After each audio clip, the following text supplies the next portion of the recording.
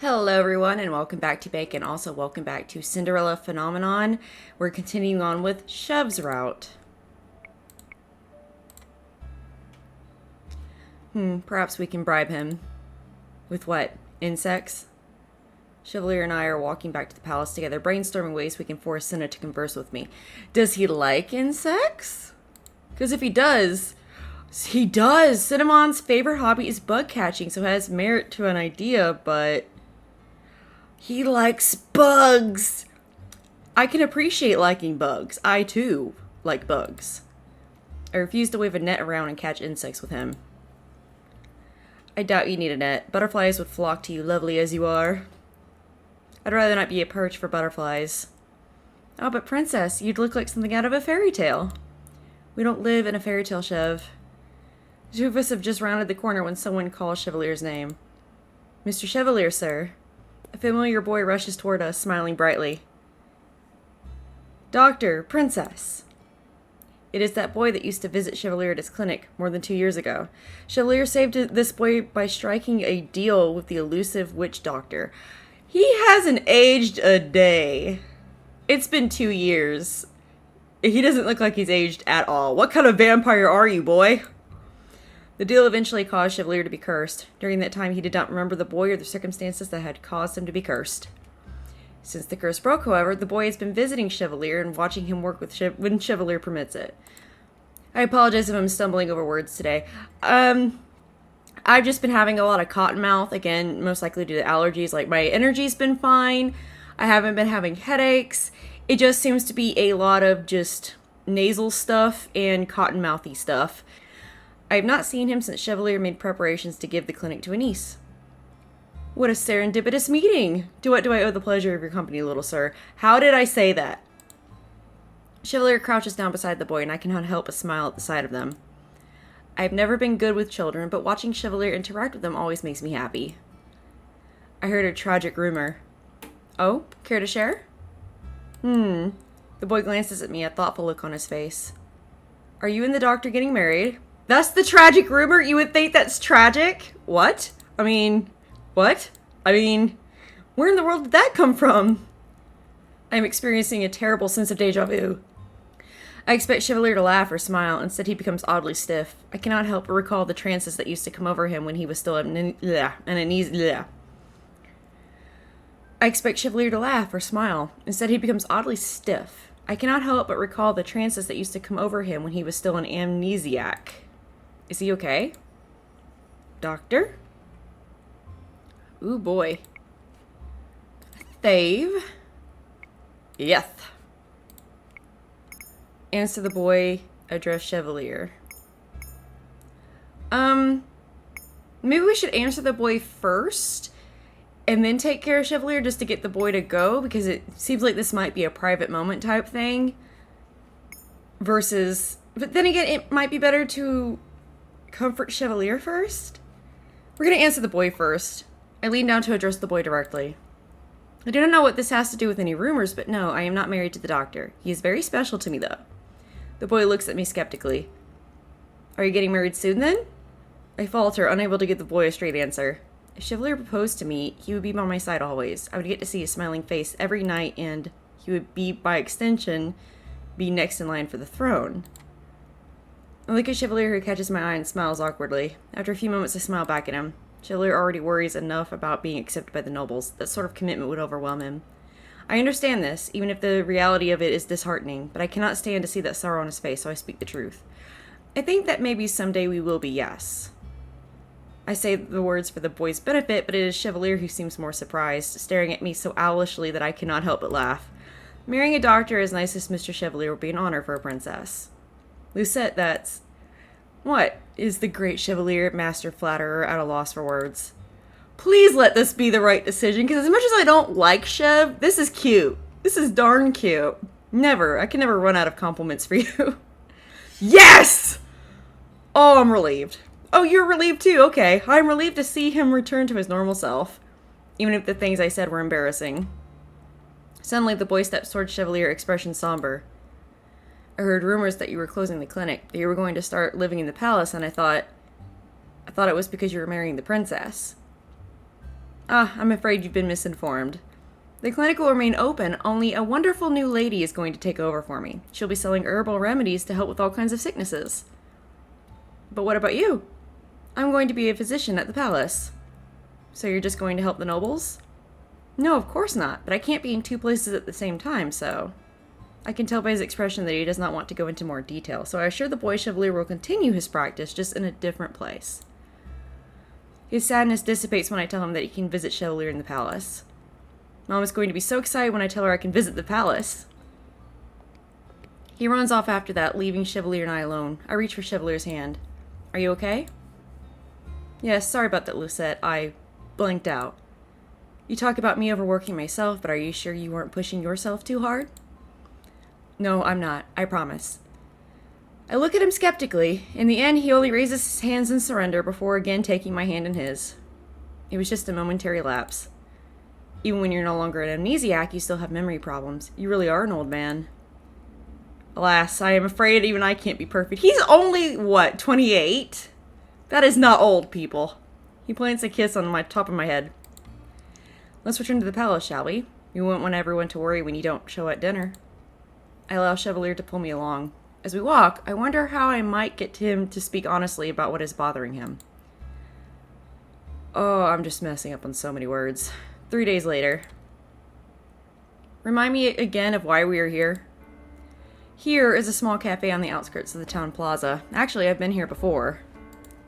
Years ago, when Chevalier was still Rumpel, I came to this place to speak with his former fiancé. Though Bria has since moved her sewing business out of Angiel, I still sometimes remember our meeting. So she left the house and everything? Or did he leave her the house and then she moved? I actually spoke with her a few times after she and Chevalier officially separated. Even went to her shop to purchase some scarves for Emily. That was really nice of you, and it's good to show that you don't have any, say, like, malice toward her or anything like that.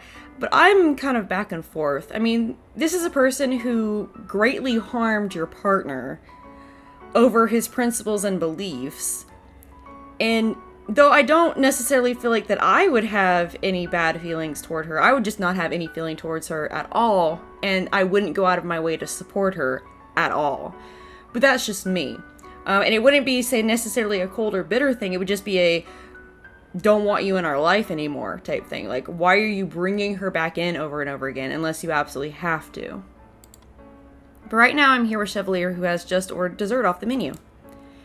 He brought me here today without an explanation. If he hears my question, he gives no indication.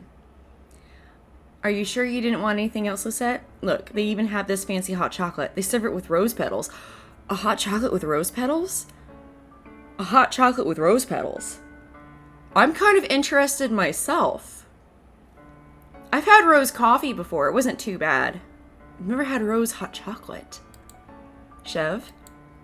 His name comes out with a sigh. Ah, what a mournful sound. What's the matter, my sweet princess? You did not answer my question. Why are we here? He smiles at me coyly. Why, for a date, of course. A date? Your cheeks are red, Lucette. It's precious. They are not. Actually, have they ever officially been on a date? It's been 2 years, and I imagine during that time they must have, but at the same time, now that I think about it, this better not be their first date. Their first official one, anyway. The words come out louder than I intended, and when the customers at nearby tables turn to look at me, I feel my cheeks warm again. Chevalier smiles at me. Chevalier is right. The last few nights have been especially rough. Though I have been by the Marchant a few times to see Sinna, he mysteriously disappears every time I show up. I cannot help but wonder if he's using magic to vanish. Oh, also, I have something else planned as well. Something else? Yes, a surprise. You'll see soon. With the glinty glasses, I'm not sure we want to know what it is. I am wondering at the vagueness of the words when a server sets a small plate down on our table. It is filled with biscuits. Biscuits. Oh, those are cute! They're shaped like little lilies? Did you know that this cafe only started serving these biscuits recently? Oh, the first CG. That's cute. I reach out to grab one of the cookies off the plate and admire the delicate frosting work. Even the flour filaments are carefully crafted. Oh, I keep forgetting that some people refer to cookies as biscuits. I was thinking like American Southern biscuits. Those are cute. Only recently? That's right, all in honor of a certain crown princess. Chevalier laughs. You weren't paying attention when I ordered them earlier, were you? Otherwise you would have reacted to them being called the Princess Lily Platter. But how would they know what my favorite flower was? Who knows? Chev? Perhaps someone who happened to know her very well told them. I look up and meet Chevalier's gaze, baffled. Why? Because I don't like to be the only one to spoil you, and because I wanted to show you that the townsfolk like you. Like me. Of course. But I try my best to speak with them, it's true, but I am nowhere near as good at conversing as Emmeline. People may no longer call me the Ice Princess, but that does not change the fact that my social skills still leave much to be desired. You know what? I'm right there with you, girl. Do you need me to say what I think, Lucette, or can you already guess? I should let people spoil me, right? Chevalier claps his hands together. Exactly. Object or thank him. Okay, we're gonna save right there. Yes. Okay.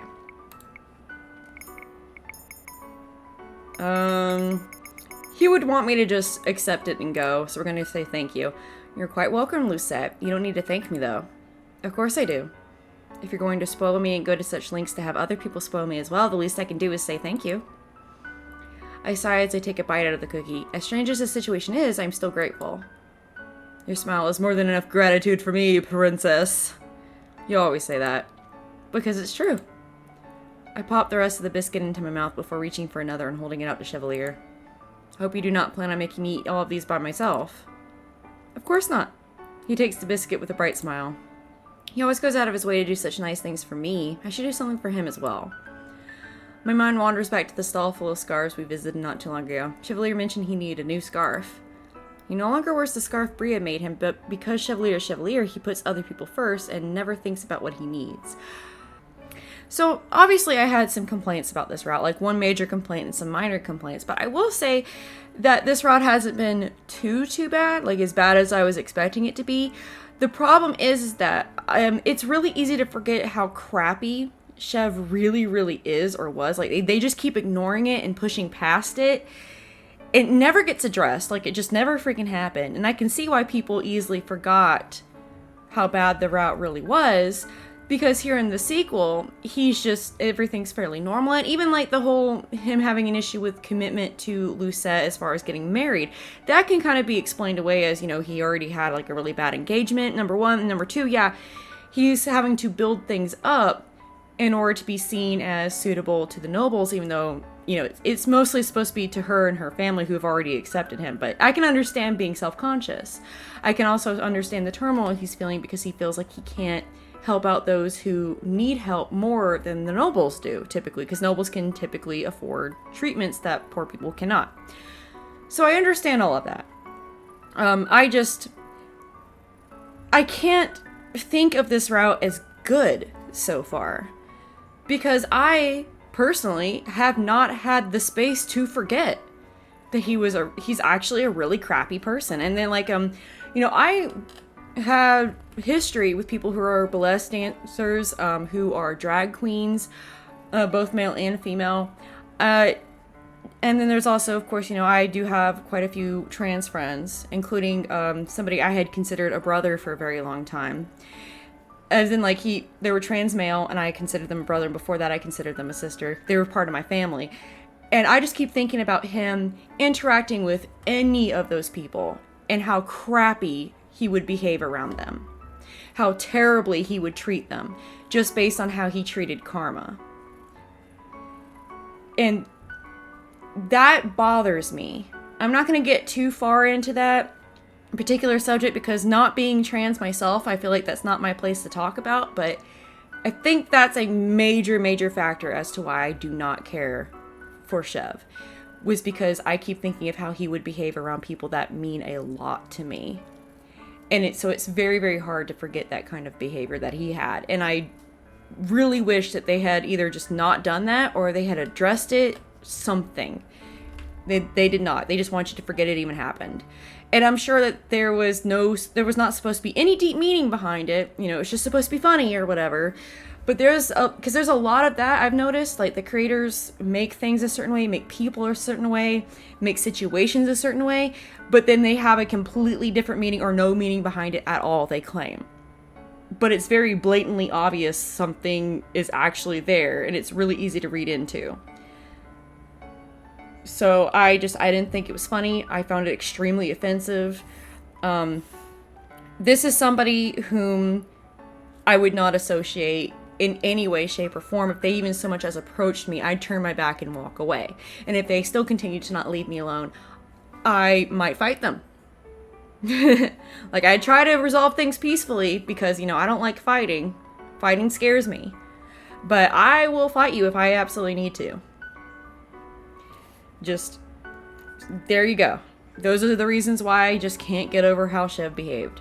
And why I wish that they had done something to address it. Ta-da! So, as much as this route has been okay, I will never think of it as more than just okay. Because I won't forget that behavior. Princess? Suddenly, his face is mere inches from mine. I startle and fall back into my chair. Why must you always get so close? It's a lot easier to read your mind when I can look directly into your beautiful golden eyes. This is one time when I really don't want him to read my mind. He is perceptive to a fault. How can I surprise him if he sees it coming? And here I was under the impression that this was a meeting for 3. I turn to my seat and am surprised to see Sinna standing beside our table. He surveys us skeptically. Cinnamon, what a pleasure it is to see you again, tiny lord. Call me that again and I'll burn your biscuits. How dare you threaten to burn our cookies! I eye Chevalier, who only flashes me a knowing smile. Is this what he was referring to when he said he had something else planned? I turn back to Sinna. You will not set anything on fire. Please sit, Sinna. I cannot lose this opportunity to speak with him. Sinna pulls up a chair. So since the old man is the one that called me here, I'm going to assume you want to talk about the Tenebrarum and Lucis. He eyes Chevalier. Remember what you promised me for this. A cinnamon roll? Yes, I will buy you one.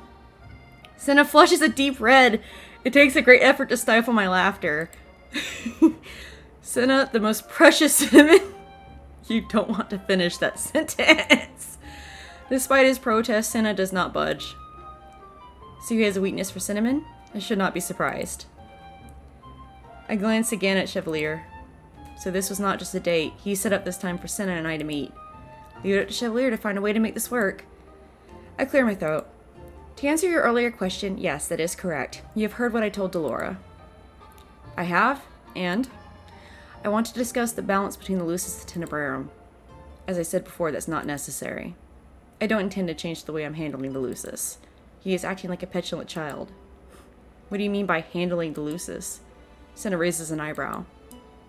I don't need to explain it to you. All you need to know is that I don't intend to succumb to the crystallum the same way my cousin did.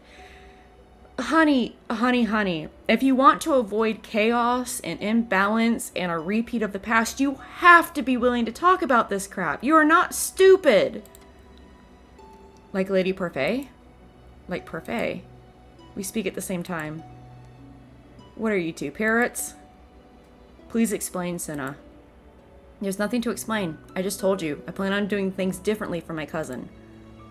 I will not make the same mistakes. You're already making the same mistakes that she did. Here he falters, and for a few moments his bravado fades, and he looks uncertain. He looks young, like his age. Sinna? I lean forward. I know what it's like to have to take over someone else's job without being prepared for it. I understand wanting to do things differently. I'm doing things differently than my mother, after all. But I also know that I need to explain those differences to others, because my decisions impact all of Angiel. That is why I want you to speak to me. Your plans impact both of us. Sinna refuses to meet my eyes. Cinnamon? Eventually he grumbles and looks up. That's Sinna. And fine, I'll talk, but you have to promise not to interrupt. I would not be able to do that. I glance at Chevalier, who nods at me encouragingly. If there's one thing he's taught me the importance of, it's listening. I promise. I don't feel like he's learned the importance of listening himself, considering how often he's ignored people. Chev, I mean. Like, for instance, how many times did Karma have to explain his situation to Chev, and Chev just ignored it for his own needs? Cinna is quiet for a few more moments. Then he begins to tell us a story. And I am actually going to stop things there. Yes, save. Thank you guys so much for joining me. I am Bacon, and this so far has been Chevalier's route in the Cinderella Phenomenon Evermore series. If you like the video, feel free to like the video. If you like me, feel free to like, subscribe, comment, all that lovely stuff, and I will see you guys next time. Bye-bye!